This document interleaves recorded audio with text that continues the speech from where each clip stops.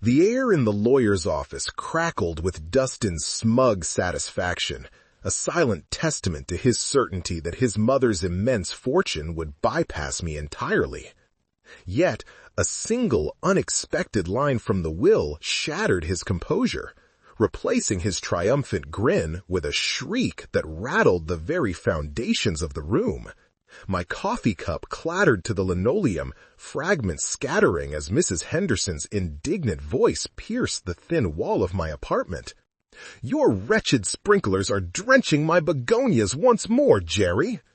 I grabbed a dish towel, kneeling amidst the ceramic shards.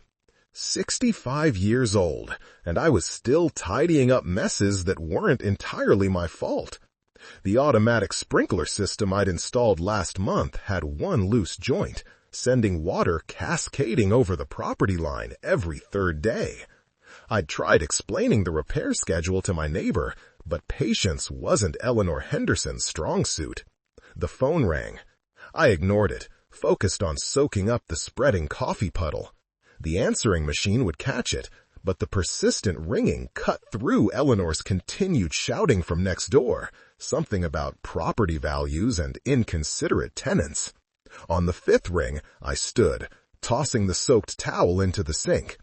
Jerry Flores speaking. "Mr. Flores, this is Janet Morrison from Morrison Welsh and Associates in Cheyenne." The woman's voice carried that careful, professional tone I'd learned to recognize over the years, the kind that preceded bad news.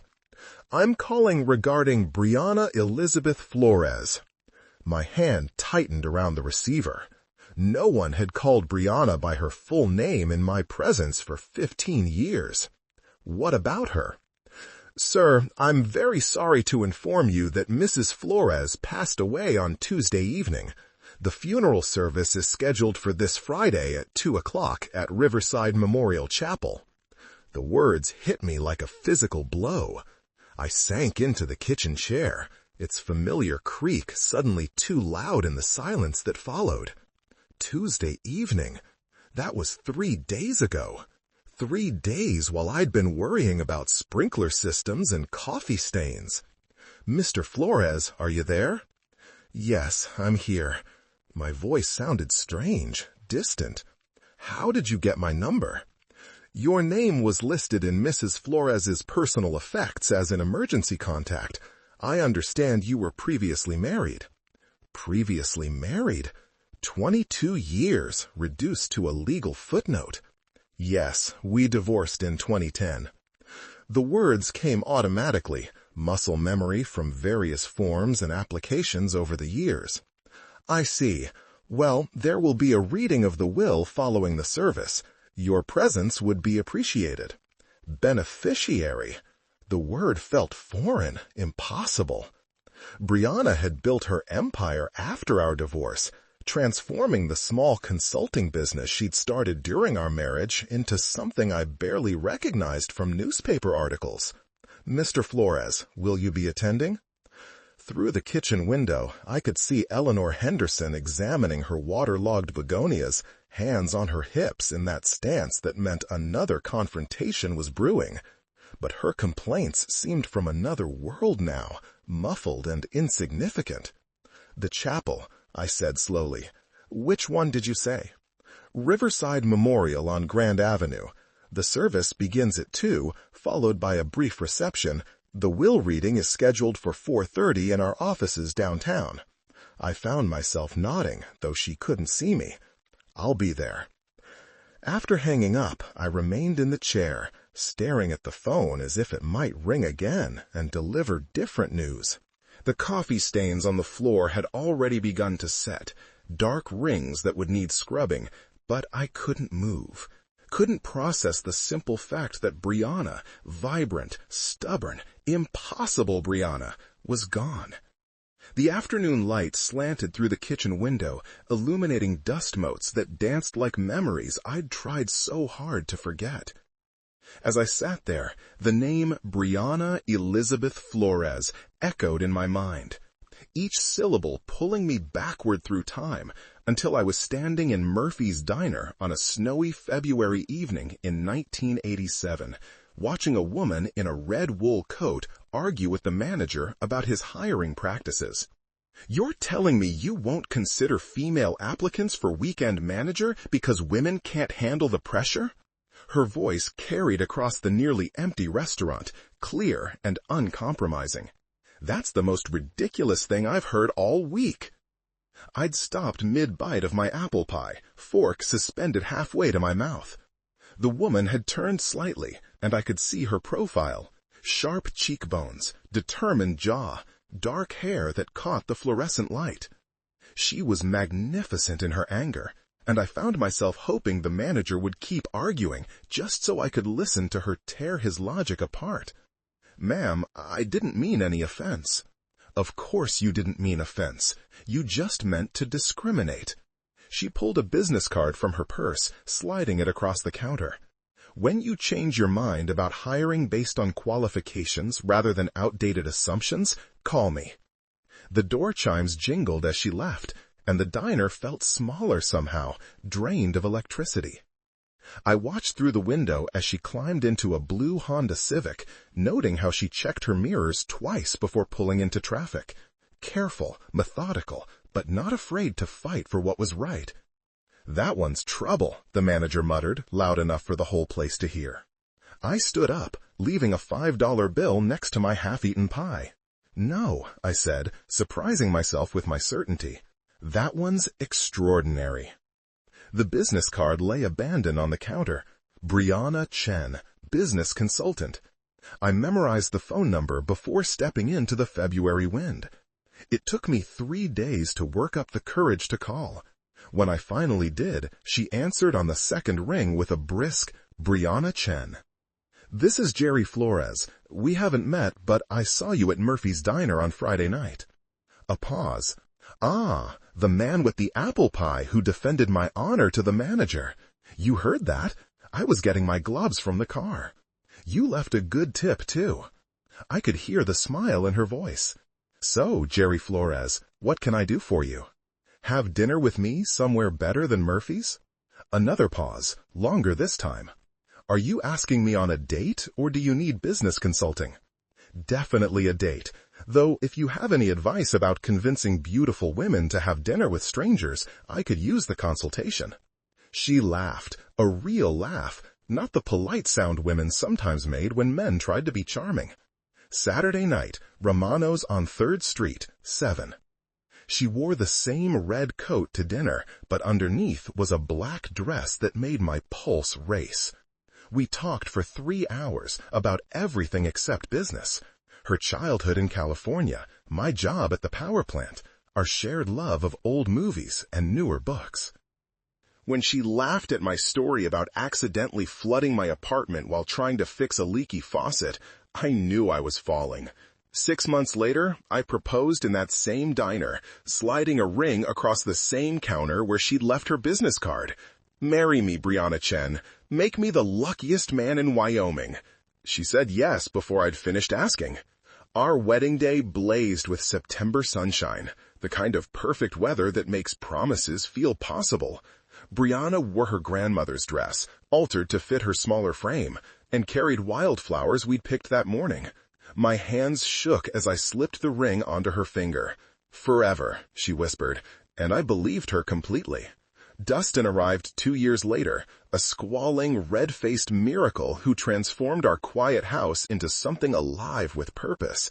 I remember standing in the hospital room, watching Brianna cradle our son with the same fierce determination she brought to everything else, and thinking that this perfect moment was all I'd ever need. But even then, holding that perfect baby, I noticed how Brianna's eyes occasionally drifted to the business magazine someone had left on the nightstand. As Dustin grew from toddler to schoolboy, I began to notice things I'd missed in those first blissful years. When he turned 7, Brianna bought from a computer, not a toy, but a real machine worth more than my monthly salary. "He needs to understand technology," she explained, watching him navigate programs I'd never heard of. "The future belongs to kids who think digitally." I'd suggested teaching him to fish instead. She'd laughed, but not kindly. We'd moved by then to Hillcrest Avenue, a house with 3 bathrooms and a kitchen island bigger than our old apartment. Brianna's consulting firm had landed a contract with a mining consortium, and suddenly we had money for things I'd never imagined needing. A housekeeper came twice a week. Our refrigerator dispensed ice through the door. Dustin's bedroom looked like a toy store. "Isn't this wonderful?" Brianna asked one evening, gesturing at our new dining room with its crystal chandelier and table that seated 12. "We can finally entertain properly." I missed our old kitchen table, scarred from years of Dustin's coloring projects and our late-night conversations. This new table reflected light like a mirror, showing every fingerprint, demanding coasters and placemats. The entertaining started almost immediately. Business associates, potential clients, other successful couples whose conversations revolved around market share and investment strategies. I'd wear my best shirt and try to contribute, but discussions about hedge funds and corporate restructuring left me feeling like I was speaking a foreign language badly. "Jerry works at the power plant," Brianna would explain when someone asked, and I heard something new in her voice, not pride, but an apologetic edge, as if my job required an excuse. Dustin thrived in this new world. At 10, he could discuss computer programming with Brianna's tech-savvy clients. At 12, he was critiquing the wine choices at restaurants I couldn't afford on my own. At 14, he rolled his eyes when I suggested family camping trips, preferring Brianna's business conferences in Denver and Salt Lake City. "Dad doesn't understand" became his favorite phrase, usually delivered with the exasperated sigh of someone far too sophisticated for mundane concerns. The first real fight came on Dustin's 15th birthday. Brianna had planned a party that looked more like a corporate networking event, catered food, hired entertainment, a guest list full of business contacts and their children. I'd wanted something simpler, maybe a barbecue in our backyard with his school friends. "This is embarrassing," I told her the night before, watching servers arrange elaborate flower arrangements. "He's 15, not 50. "He's growing up in a different world than we did, Jerry." She adjusted a centerpiece with the same precision she brought to contract negotiations. "These connections matter. These relationships will shape his future. What about just being a kid?" She turned to face me fully, and for a moment I saw something cold in her eyes. Calculation where there used to be warmth. Being just a kid is a luxury we can't afford to give him. The world is competitive. Either we prepare him to win, or we prepare him to lose. I thought about my own 15th birthday. Fishing with my father, a homemade cake, presents wrapped in newspaper comics. It had been perfect in its simplicity. The party was a success by Brianna's standards. Dustin charmed the adults, interacted with their children, received gifts that spoke of serious money. Laptop computers, designer clothes, a mountain bike worth more than some cars. But I caught him once, standing alone by the pool, looking lost among all the sophisticated celebration. "You okay, buddy?" I asked. He straightened quickly, slipping back into the persona Brianna had helped him craft. Of course, why wouldn't I be? But for just a moment, I'd seen the confused little boy underneath all that premature sophistication, and it broke my heart. That party marked the beginning of the end, though I didn't recognize it then. What followed were 10 years of slow-motion disaster, like watching a landslide from the bottom of the mountain. Inevitable, destructive, and impossible to stop. Brianna's business consumed more of her time, more of her attention, more of her soul. Weekend family dinners became conference calls. Vacation plans got canceled for client emergencies. Dustin's school events competed with board meetings, and the meetings always won. "You don't understand the pressure I'm under," she'd say when I complained about missing another of Dustin's baseball games. "This business supports our lifestyle. Someone has to make the hard choices." But I understood pressure, the kind that came from keeping a power grid running, from making sure thousands of people had electricity when they flipped their switches. The difference was my pressure served something larger than myself. By the time Dustin graduated high school, he'd become a stranger to me. Brianna had groomed him into her perfect protege, sharp, ambitious, dismissive of anything that didn't advance his prospects. When I suggested he consider trade school along with college applications, he looked at me like I'd suggested he become a medieval serf. "Dad, that's exactly the kind of thinking that's holding you back," he said, 17 years old and already talking like a business consultant. "You settled for mediocrity. I won't make that mistake." The words hit like physical blows. Settled for mediocrity. As if 25 years of keeping the lights on for our community meant nothing. As if being a steady, present father was somehow shameful. College made everything worse. Dustin chose business school, Brianna's alma mater, naturally, and came home for holidays full of theories about market dynamics and personal optimization. He looked at our house, our life, our values with barely concealed contempt. "You could do more, Dad," he'd say, as if my contentment was a personal failing. The words hit like physical blows. Settled for mediocrity. As if 25 years of keeping the lights on for our community meant nothing. As if being a steady, present father was somehow shameful. College made everything worse. Dustin chose business school, Brianna's alma mater, naturally, and came home for holidays full of theories about market dynamics and personal optimization. He looked at our house, our life, our values with barely concealed contempt. "You could do more, Dad," he'd say, as if my contentment was a personal failing. The words hit like physical blows. Settled for mediocrity. As if 25 years of keeping the lights on for our community meant nothing. As if being a steady, present father was somehow shameful. College made everything worse.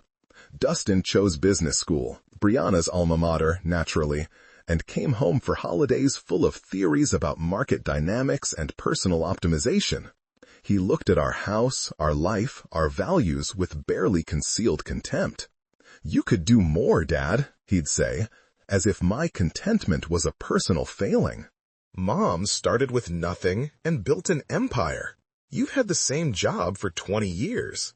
Some things matter more than money," I'd reply, but he'd already stopped listening. The final explosion came during his senior year. Brianna had been working 100-hour weeks on some massive acquisition deal. I'd been handling everything at home: grocery shopping, laundry, the mundane tasks that kept life running. When she missed Dustin's graduation because of a client crisis, I finally said what had been building for years. "This is enough, Brianna. Family has to come first sometimes." She stood in our kitchen, that crystal and granite shrine to success, still wearing her business suit at midnight, checking emails on her phone. "Don't you dare lecture me about priorities. Everything we have, everything Dustin's accomplished, exists because of my work. What about everything we've lost?" "Like what?" She finally looked up from her phone, genuinely puzzled. "Like us. Like being a family instead of a corporation." She stared at me for a long moment, and I saw my answer in her eyes before she spoke. We weren't a family anymore.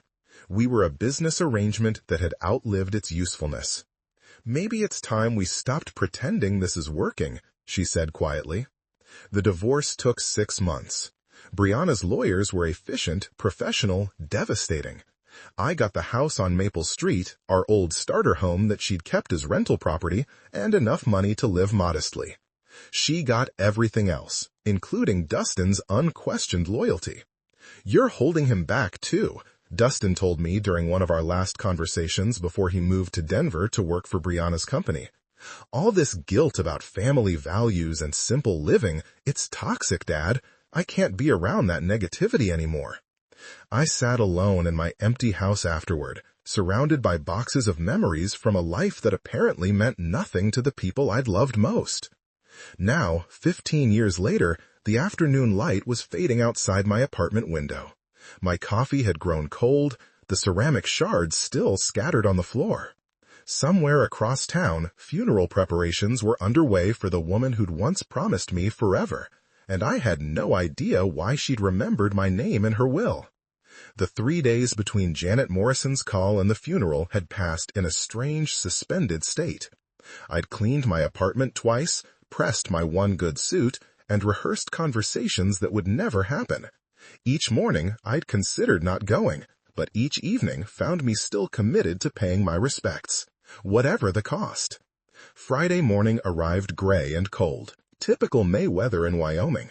I stood before my bathroom mirror, adjusting a tie I hadn't worn in 5 years, wondering what Brianna would think of the man I'd become. The reflection showed someone older than I felt inside. Silver hair where brown used to be, lines mapping the geography of quiet disappointments.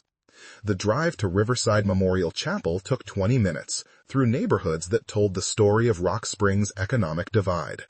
My modest apartment complex gave way to middle-class subdivisions, then to the manicured lawns and stone facades where Brianna's circle lived.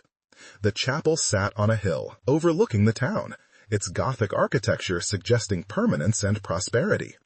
Cars lined the circular drive, Mercedes sedans, BMW SUVs, a handful of Teslas that probably cost more than I'd made in my best year. I parked my 15-year-old Honda between a Lexus and a Cadillac, feeling like an intruder at someone else's celebration. The chapel's interior whispered money. Mahogany pews, stained glass windows, flowers arranged with artistic precision. At least 200 people filled the space, their conversations creating a low hum of respectful mourning mixed with business networking. I recognized some faces from the business dinners Brianna had dragged me to during our married years, but most were strangers from the life she'd built after me. I slipped into a back pew, hoping to remain invisible until the service ended, but whispers followed my arrival like ripples in still water. A woman in an expensive black suit nudged her companion, pointing discreetly in my direction. I caught fragments of conversation. Her ex-husband, can you believe after what he put her through? The stories had taken on their own life over the years. Apparently, in this version, I was the villain who'd held back a brilliant woman, the anchor that had nearly drowned her ambitions. I'd learned long ago not to fight narratives that served other people's need for simple explanations. Dad. The voice cut through the chapel's murmur like a blade. I looked up to see Dustin striding down the aisle, his face a mask of disbelief and barely controlled anger. At 37, he'd inherited Brianna's sharp features and commanding presence, dressed in a suit that probably cost more than my monthly rent. Success radiated from him like heat from pavement, expensive watch, perfect haircut, the confident posture of someone who'd never doubted his place in the world. What are you doing here? His voice carried across the chapel, turning heads and silencing conversations. I stood slowly, meeting his gaze. I came to pay my respects. You lost the right to do that 15 years ago. He moved closer, close enough that I could smell his cologne, something sophisticated and aggressive. She wouldn't want you here. Maybe not, but I needed to be here. For what? To ease your conscience? To play the grieving widower for people who know exactly what kind of husband you were? The chapel had gone completely quiet now, 200 pairs of eyes focused on our confrontation like spectators at a sporting event. I felt the familiar weight of judgment, the same pressure that had suffocated me during those final years of our marriage. But this time, something was different. This time, I had nothing left to lose. I'm not here to cause trouble, Dustin. I'll sit in the back. I won't speak to anyone. When the service ends, I'll leave. You'll leave now. His voice rose another notch, drawing murmurs of approval from the crowd. You embarrassed her enough when she was alive. Don't compound it by pretending to grieve her death. I remained standing, holding his stare. Around us, the chapel buzzed with anticipation. Someone coughed. A cell phone vibrated against wood. Before I could respond, Dustin turned to address the gathered mourners, his voice carrying the practiced authority of someone accustomed to commanding rooms. I apologize for this disruption during what should be a time of remembrance. He gestured toward me with the casual dismissal of someone swatting a fly. My father seems to have forgotten that divorce means you're no longer family. A few people nodded. Someone whispered agreement. I felt heat rising in my cheeks, but forced myself to remain calm. For those who don't know, Dustin continued, warming to his theme, this is Jerry Flores, the man who spent 22 years holding back one of the most brilliant women this town has ever produced. While my mother was building an empire that employed hundreds of people, he was content to punch a time clock and complain about her ambitions.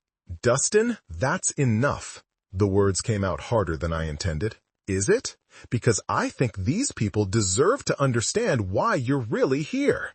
He turned back to the crowd, a prosecutor addressing a jury. He took half her assets in the divorce despite contributing nothing to her success. Then he spent 15 years acting like the victim while she built something magnificent. The crowd was fully engaged now, a few heads nodding in agreement.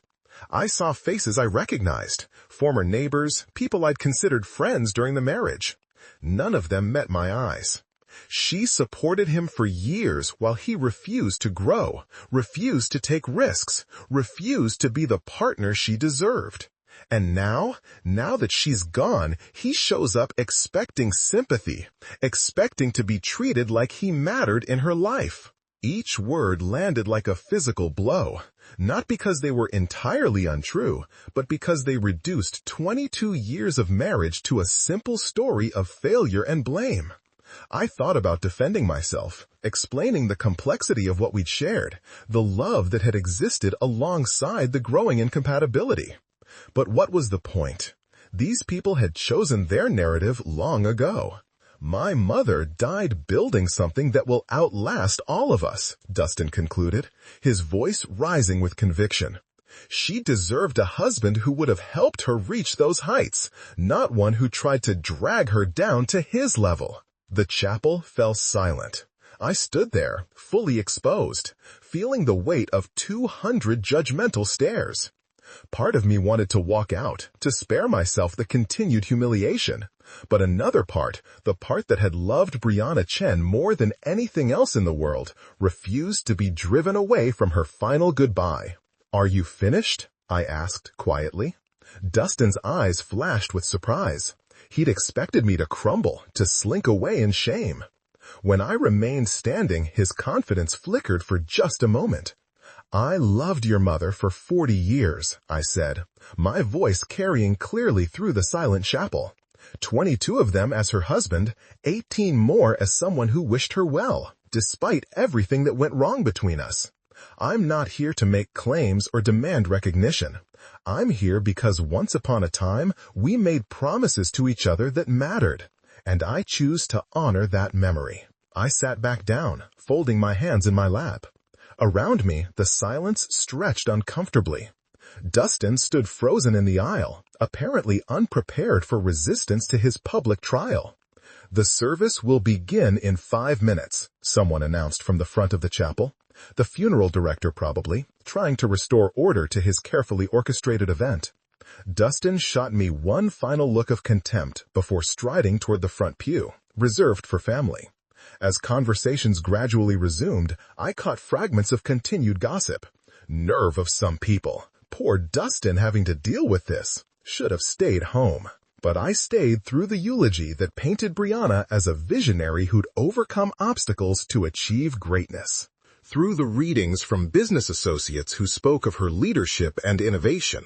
Through the musical selections that emphasized triumph over adversity. When it ended, people filed past, offering condolences to Dustin while pointedly ignoring me. I waited until the chapel had mostly emptied before standing to leave. "Mr. Flores," a man in an expensive suit approached, middle-aged, professional, carrying a leather briefcase. "Dan Morrison, from Morrison Welsh and Associates. Could I have a word?" As the last hymn faded and the funeral director stepped forward with closing remarks, I felt the familiar weight of exhaustion settling over me like a heavy coat. The ordeal was nearly over. In a few minutes, I could slip out through the side door, drive home to my quiet apartment, and try to forget this entire humiliating experience.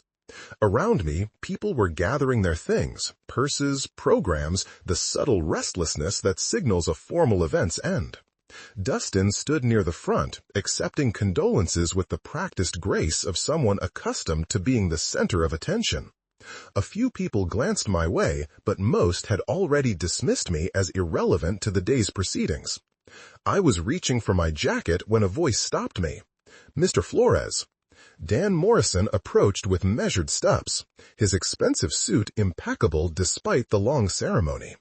Up close, he looked younger than I'd expected, maybe 50, with sharp eyes behind wire-rimmed glasses and the kind of confident bearing that came from years of handling wealthy clients' affairs. "I'm sorry for your loss," he said.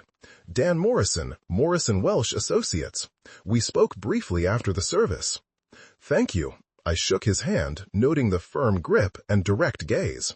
"The service was very nice. Brianna would have appreciated it." Indeed, she was quite specific about her final arrangements. He paused, glancing around the emptying chapel. "I wonder if I might have a word with you and Dustin. There are some matters we need to discuss regarding Mrs. Flores's estate." Before I could respond, Dustin appeared at my shoulder, his expression shifting from practiced grief to alert interest. "Dan, finally. I was wondering when we'd handle the business side of things." "Of course, Dustin. These matters require careful attention." Dan's voice carried the measured tone of someone accustomed to delivering important news. "I'd like both of you to come to my office for the reading of your mother's will." "Both of us?" Dustin's eyebrows rose. "Is that necessary? I mean, he's not—" He gestured vaguely in my direction. "Your father is specifically named in the will, Dustin. His presence is required by law." I felt a flutter of surprise. Named in the will? That seemed unlikely, given everything that had passed between Brianna and me. More likely some minor formality, perhaps forgiving an old debt or confirming that I had no claim to her estate. "I don't think that's necessary," I said quietly. "I'm sure it's just a formality. You don't need me there." Dan's eyes met mine directly. "I'm afraid I do, Mr. Flores. Mrs. Flores was very specific about who should be present for the reading. Both you and Dustin must be there." Something in his tone suggested this wasn't negotiable. Dustin looked annoyed, but shrugged with the casual confidence of someone who knew he had nothing to worry about. "Fine, let's get this over with." He turned to me with barely concealed impatience. "Try not to make this more difficult than it needs to be." The walk to Dan's office took us 3 blocks through downtown Rock Springs, past buildings that had watched the town's fortunes rise and fall with the energy industry. Dan maintained professional small talk, comments about the weather, the turnout at the service, carefully neutral observations that revealed nothing about what awaited us. His office occupied the top floor of a restored Victorian house, all dark wood and leather-bound books that spoke of established success. Certificates and diplomas lined the walls, interrupted by photographs of Dan with various local dignitaries and business leaders. It was exactly the kind of place Brianna would have chosen, prestigious but not ostentatious, successful but respectful of tradition. "Please have a seat." Dan gestured toward 2 leather chairs positioned in front of his mahogany desk. Dustin claimed the chair closest to Dan, leaving me the one slightly to the side, which felt appropriate, given my peripheral status in these proceedings.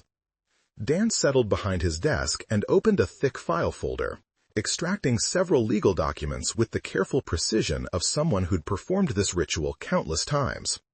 The afternoon light slanted through tall windows, illuminating dust motes that danced like tiny spirits in the suddenly quiet room.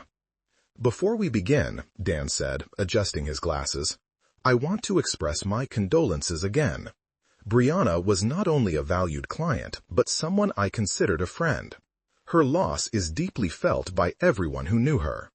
Dustin nodded solemnly. I remained silent, unsure what response was expected from someone whose relationship with the deceased was so complicated. Dan lifted the top document, several pages bound with a blue backing, and cleared his throat. "This is the last will and testament of Brianna Elizabeth Flores, executed on March 15, 2024, and properly witnessed according to Wyoming state law. The will supersedes all previous wills and codicils. Only 14 months ago. I wondered what had prompted Brianna to update her will so recently. Had she been sick? Had something happened that made her contemplate mortality? The will confirms that Mrs. Flores was of sound mind and disposing memory when these documents were prepared, and that she was under no undue influence or coercion. Dan's voice carried the formal cadence of legal proceedings, each word carefully enunciated. Dustin leaned forward slightly, his hands clasped together. I could see the anticipation in his posture, a man preparing to claim his inheritance, to finally step fully into the empire his mother had built. Dan turned to the second page of the will, his reading glasses catching the afternoon light as he continued in his measured, professional tone. I hereby make the following specific bequests and devices, he read, his voice steady and clear. To my beloved son, Dustin Michael Flores, I leave the family home at 847 Hillcrest Avenue, along with all furnishings, artwork, and personal property contained therein. Dustin smiled, a satisfied expression spreading across his face. The Hillcrest house was worth at least $800,000, a substantial property with mountain views and enough space to entertain business associates properly. Additionally, Dan continued, I bequeath to Dustin the sum of $500,000 to be transferred from my primary investment account within 60 days of probate. $500,000. I watched Dustin's reaction carefully, noting how his smile flickered slightly around the edges. He was pleased, certainly, but I could see him calculating in his head. $500,000 was significant money, but Brianna's business empire was worth far more than that. Where was the rest? Where was the company? That's wonderful, of course, Dustin said, his voice carrying a note of uncertainty he was trying to mask. But what about Mom's business interests, the company? Dan set down the first page and lifted the second, his expression remaining professionally neutral. I'm continuing with the specific bequests, Dustin. Please allow me to finish reading the relevant sections. I shifted in my chair, feeling increasingly like an intruder witnessing a private family moment. $500,000 was more money than I'd seen in several lifetimes. Combined with the house, Dustin was receiving an inheritance that would set him up comfortably for years. It seemed appropriate, natural even. He was Brianna's son, her chosen successor in life, the person she'd groomed to understand her world. The bequest to Dustin, continued, includes the following conditions. The inheritance is contingent upon his continued employment with Flores Consulting Solutions for a minimum of 2 years following the date of this will's execution, or until such time as the company is sold or dissolved. Now Dustin looked genuinely confused. Conditions? What kind of conditions? And what do you mean, until the company is sold? Who would sell it? I'm reading the will as written, Dustin. These are your mother's words, not mine. A tension I hadn't noticed before began to creep into the room. Dustin's confident posture shifted slightly, his hands unclenching and reclenching in his lap. I found myself leaning forward despite my intention to remain detached from these proceedings. Let me understand this clearly, Dustin said, his voice taking on an edge I recognized from our confrontation at the chapel. I get the house and $500,000, but there are strings attached, and you're talking about the company being sold? That doesn't make sense. Mom would never sell the company. It was her life's work. Dan removed his glasses and cleaned them carefully, a gesture that seemed designed to give everyone a moment to process what they'd heard. When he replaced them, his gaze moved between Dustin and me with an expression I couldn't quite read. Your mother's will contains additional provisions that address the disposition of her remaining assets, he said quietly. Well then, let's hear them, Dustin demanded, his patience clearly wearing thin. What are these other provisions? I watched this exchange with growing unease. Something about Dan's manner suggested that we were approaching territory none of us were prepared for. The careful way he was parsing his words, the slightly apologetic tone creeping into his voice, It reminded me of the way doctors spoke when they had difficult news to deliver. Before I continue, Dan said, settling back in his chair, I want to emphasize that these documents represent Mrs. Flores's final considered wishes. They were prepared after extensive discussion and consultation, and she was adamant about their contents. The room fell silent, except for the tick of an antique clock on Dan's bookshelf. Dustin stared at the lawyer with growing alarm, while I found myself wondering why Brianna had insisted I be present for what seemed like a straightforward family matter. Dan lifted the third page of the will, his eyes scanning the text briefly before looking up at both of us. However, he said, his voice carrying a weight that made my stomach tighten, there are additional provisions that fundamentally alter the distribution of Mrs. Flores's estate. Dan lifted his reading glasses and looked directly at me for the first time since we'd entered his office. Something in his expression made my stomach tighten, a mixture of sympathy and professional obligation that suggested I was about to hear something I wasn't prepared for. However, he continued, his voice taking on additional weight, the will contains provisions for the disposition of Mrs. Flores's remaining assets, which constitute the majority of her estate. Dustin leaned forward even further, his hands gripping the armrests of his chair. Finally, let's hear about the company and the rest of her investments. Dan returned his attention to the document, clearing his throat with the deliberate pause of someone about to deliver life-changing news. To my former husband, Jerry Michael Flores, he read, his words falling into the quiet office like stones into still water. I bequeath the sum of $33.5 million to be transferred from my primary investment accounts and securities portfolio. The words hung in the air like smoke from an explosion. I felt my mouth fall open, a physical reaction I couldn't control. 33.5 million. The number was so large it didn't seem real, didn't seem to apply to someone like me sitting in a lawyer's office in Rock Springs. There must be some mistake, I managed to say, my voice sounding strange and distant. Did you say 33 million? 33.5 million? Yes. Dan's tone remained professionally neutral, but I caught something in his eyes. Not surprise, but the careful observation of someone watching expected chaos unfold. Dustin's face had gone completely white, then flushed red, as if his blood couldn't decide which direction to flow. What did you just say?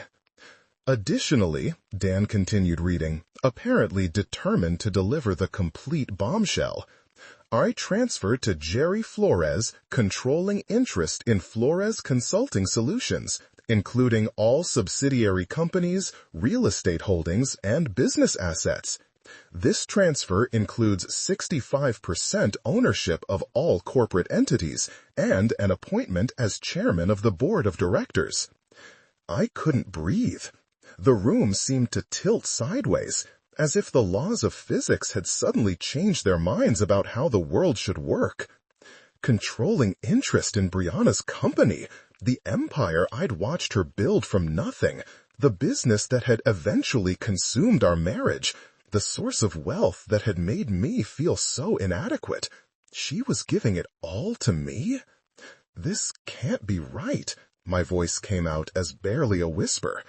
There has to be some error in the documentation. I assure you, Mr. Flores, there is no error. Dan removed his glasses again, cleaning them with methodical precision. These documents were prepared under Mrs. Flores's direct supervision. She reviewed every word multiple times and confirmed these were her exact wishes. Dustin shot to his feet so abruptly, his chair rolled backward and struck the wall. This is impossible. She wouldn't. She couldn't. He turned to stare at me with an expression of pure disbelief mixed with something darker. What did you do? How did you manipulate her? I didn't do anything, I said weakly. still trying to process the impossibility of what I just heard. I haven't spoken to your mother in 15 years. Liar! The word exploded from Dustin like a gunshot. People don't just give away $33 million to their ex-husbands for no reason. You must have gotten to her somehow, convinced her when she was sick, when she wasn't thinking clearly. Dan's voice cut through Dustin's rising hysteria with professional authority. I can assure you that Mrs. Flores was of completely sound mind when she executed these documents. She underwent a thorough mental competency evaluation, specifically to prevent any future challenges to the will's validity. I sat frozen in my chair, watching this scene unfold as if it were happening to someone else. The numbers Dan had read, $33.5 million, controlling interest in a multi-million-dollar company, belonged in a different universe than the one where I worried about grocery bills and car repairs. But why? I asked, the question emerging from some deep place of confusion and disbelief. Why would she do this? Dan gathered the will documents into a neat stack, his movements careful and deliberate. Mrs. Flores left specific instructions regarding that question, Mr. Flores. She asked me to share a personal message with you after reading these provisions. Dustin's face contorted with rage and betrayal. A personal message? She left him a personal message, but cut me out of everything that mattered. You received a substantial inheritance, Dustin. $500,000 and a valuable property represent more wealth than most people see in their lifetimes. Compared to what he's getting, Dustin pointed at me with a shaking finger. You're talking about hundreds of millions in total assets. The company alone is worth more than everything else combined. The room pulsed with tension, so thick I could taste it. Somewhere in the back of my mind, I realized that my entire life had just changed in ways I couldn't begin to comprehend. But all I could focus on was the impossible fact that Brianna, stubborn, ambitious Brianna, who had grown to resent everything I represented, had somehow decided to give me everything she'd built. That's when Dustin completely lost control. "This is fraud," he screamed, his voice cracking with rage. "Criminal fraud. She was manipulated, coerced, mentally compromised." He whirled toward me, his face twisted with fury and disbelief. "You did something to her. There's no other explanation." I shrank back in my chair, overwhelmed by the violence of his reaction. "Dustin, I swear to you, I had no contact with your mother. I didn't even know she was sick." "Liar!" He slammed his palm against Dan's desk, sending papers scattering. "Nobody gives away everything they've built to someone who abandoned their family, someone who couldn't even be bothered to call when she was dying." "She didn't abandon anyone," I said, finding some small reserve of strength. "Our marriage ended, but that doesn't mean it. It means exactly that." Dustin's voice rose to a near shriek. "You walked away from us. You took your pathetic settlement and disappeared into your pathetic little life while she built an empire. And now you want me to believe she just decided to hand it all over to you?" "Mr. Flores, Dustin," Dan's voice cut through the chaos with professional authority. "I understand this is difficult news, but I must insist you control yourself. These are your mother's clearly stated wishes, executed with full legal authority." Dustin spun toward the lawyer, his eyes blazing. "I want every document examined. I want psychiatric evaluations. I want to know every single contact this man had with my mother in the past 5 years." "There were no contacts," Dan replied calmly. "Mrs. Flores made that very clear when she explained her decision." "Explained her decision?" Dustin's laugh was bitter and sharp. "So she did explain why she decided to betray her only son and give everything to the man who ruined her first marriage?" "She left a personal message for your father, yes." The word father seemed to hit Dustin like a physical blow. For just a moment his rage flickered, and something else showed through. A pain so deep it made my chest ache. Then the fury returned, doubled in intensity. "He's not my father," Dustin snarled. "My father would have been there when she needed him. My father would have supported her dreams instead of trying to drag her down." He turned back to me, his face contorted with years of accumulated resentment. "You're nothing but a failed man who couldn't handle being married to someone better than you." Each word landed like a knife thrust, not because they were entirely false, but because they contained enough truth to draw blood. I had felt inadequate during those final years. I had struggled with Brianna's success. I had been the one who couldn't adapt to the world she was creating. "Maybe you're right," I said quietly. "Maybe I wasn't the husband she deserved. But I never asked for this. I never expected this." "Expected?" Dustin's voice climbed another octave. "You orchestrated this. Somehow, some way, you got to her when she was vulnerable, when she was sick or scared, or—" "That's enough," Dan interrupted, his professional patience finally showing strain. "Mrs. Flores was neither sick nor vulnerable when she made these decisions. She was, in fact, more determined and clear-minded than I'd ever seen her." "Then why?" Dustin demanded, his voice breaking slightly. "Why would she do this to me? I was everything she wanted me to be. I worked for her company. I lived the life she planned for me. I became the son she could be proud of." The pain in his voice cut through my own shock.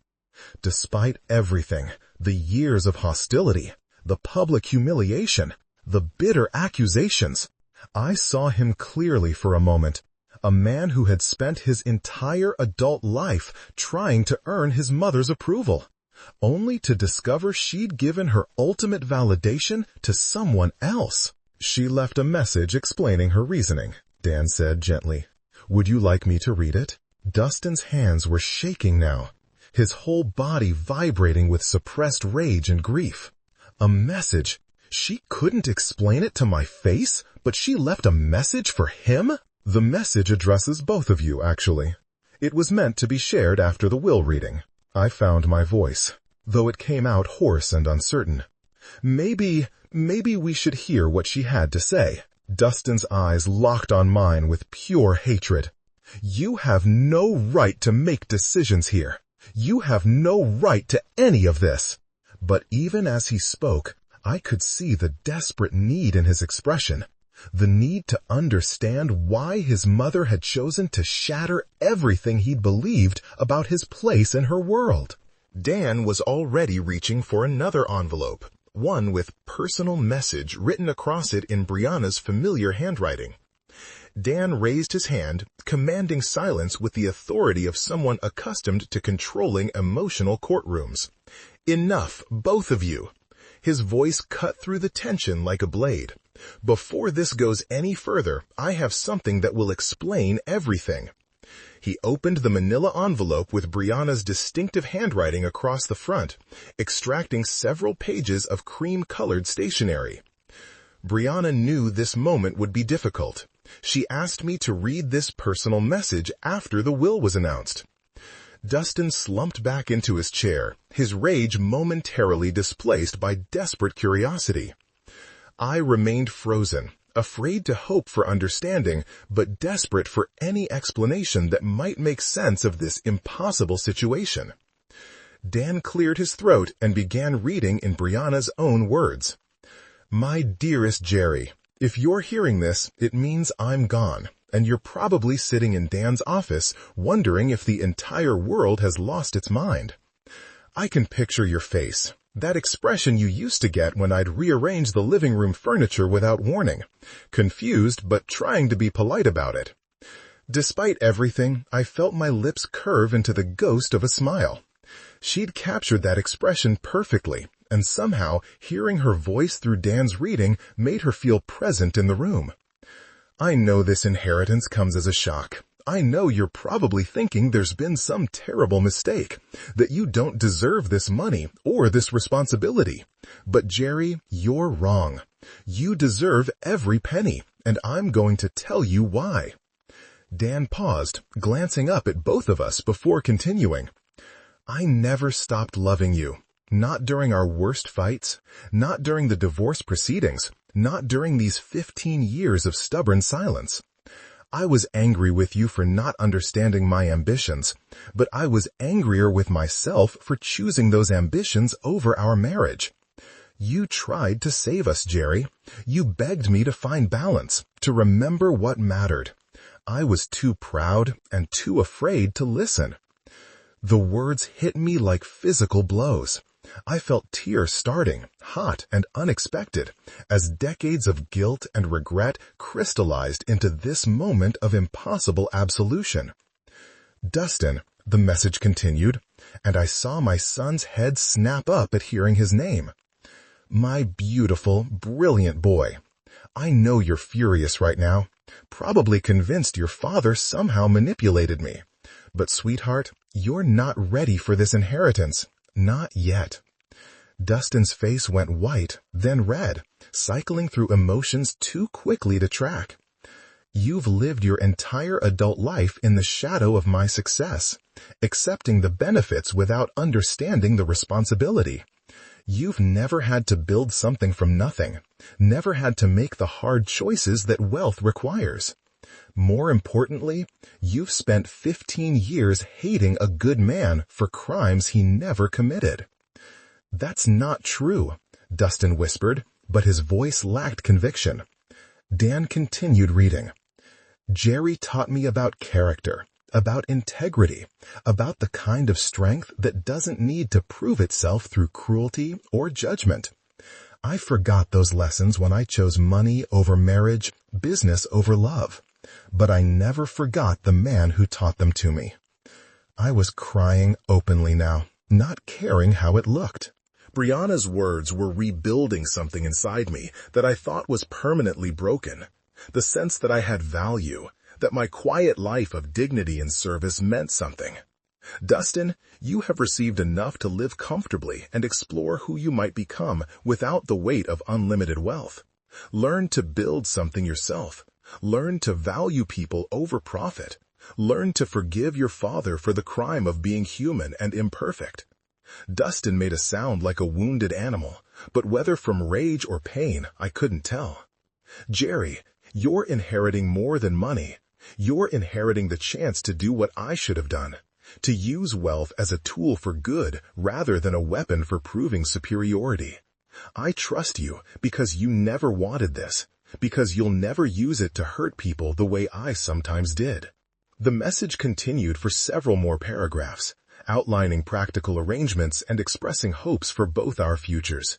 But the core message was clear. Brianna had chosen love over entitlement, character over expectation, wisdom over wealth. When Dan finished reading, the office fell into profound silence. I sat with tears on my cheeks, overwhelmed by the gift of knowing that Brianna had loved me until the end. Dustin stared at the floor, his entire worldview crumbling around him. Finally, Dan folded the letter carefully and placed it back in its envelope. She asked me to give this to you, Jerry. The original is yours to keep. I reached for the letter with trembling hands, holding the last conversation I would ever have with the woman who had shaped my life in ways both beautiful and painful. The weight of Brianna's words settled over the office like dust after an explosion. For several minutes, none of us spoke.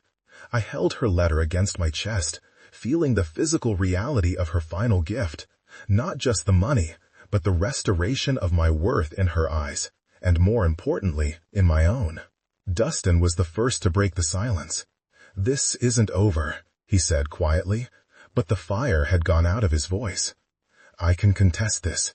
Mental incapacity, undue influence, fraud. There are ways to challenge a will. I looked at him, really looked at him, for the first time since we'd entered Dan's office. I saw a man who had spent his entire life expecting the world to bend to his wishes, who had never learned that love couldn't be inherited or demanded, only earned. You could try, I said gently.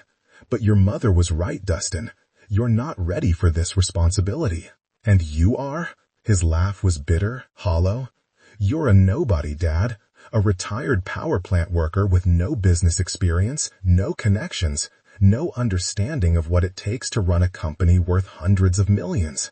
For a moment, the old Jerry, the one who had felt inadequate for 22 years, wanted to agree with him.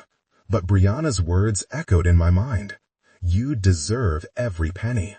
Maybe you're right, I said, standing up slowly. Maybe I don't know anything about running a business empire, but I know something your mother valued more than business expertise. What's that? I know the difference between serving others and serving myself. Dustin's face twisted with a final flash of rage. This is insane! She was sick. She was old. She wasn't thinking clearly. Dan's voice cut through the outburst with professional finality. Your mother was 62 years old and in perfect mental health when she executed these documents. She underwent extensive psychological evaluation specifically to prevent the kind of challenges you're threatening. Then why? Dustin's voice cracked like a teenager's. Why would she do this to me? I felt a surge of unexpected compassion for this angry man who was, despite everything, still my son. She didn't do it to you, Dustin. She did it for you. She gave you a chance to discover who you are when you're not living in the shadow of unlimited wealth. I don't want that chance. The words exploded from him with the force of 15 years of entitlement and expectation.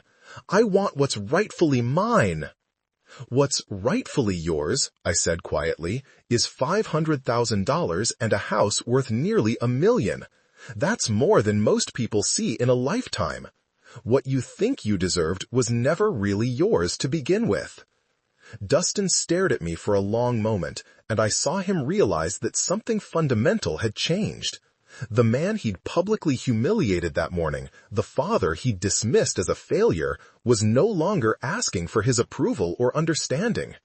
You think you've won, he said, gathering his coat with shaking hands. You think this makes you some kind of hero? No, I replied, and I felt the truth of it in my bones. I think it makes me responsible.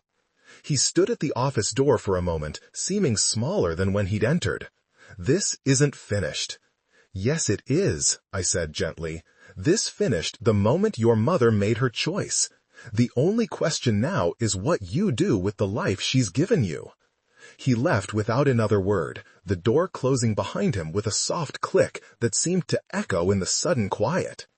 Dan began organizing papers on his desk, the rustle of documents returning us to practical reality. There will be paperwork to complete, accounts to transfer, board meetings to schedule.